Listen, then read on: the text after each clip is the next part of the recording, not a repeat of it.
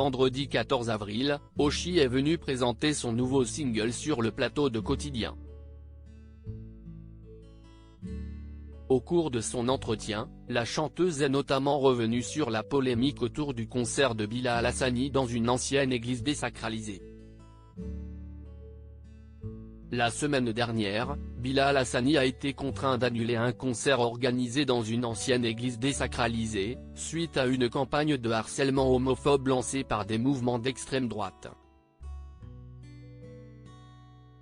Mardi 11 avril, le chanteur a annoncé dans l'émission quotidienne avoir déposé plusieurs plaintes pour incitation à la haine, à la violence et pour discrimination.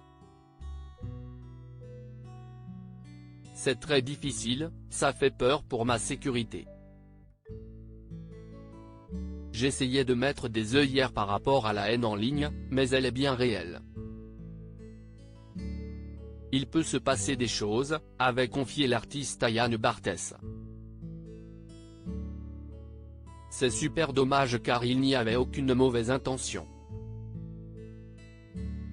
Je ne suis pas un provocateur, avait-il encore ajouté. De son côté, le procureur de Metz a lui ouvert une enquête contre X dès le lendemain de l'annulation du concert, pour menace de délit contre une personne en raison de son orientation sexuelle, provocation à la haine contre une personne en raison de son orientation sexuelle et provocation publique et non suivie des faits à commettre un crime ou un délit. Ça m'a bouleversé. À l'occasion de la sortie de son nouveau single, Oshi était l'invité de Quotidien vendredi 14 avril. Au cours de son entretien, la chanteuse est revenue sur la polémique autour du concert de Bilal Hassani.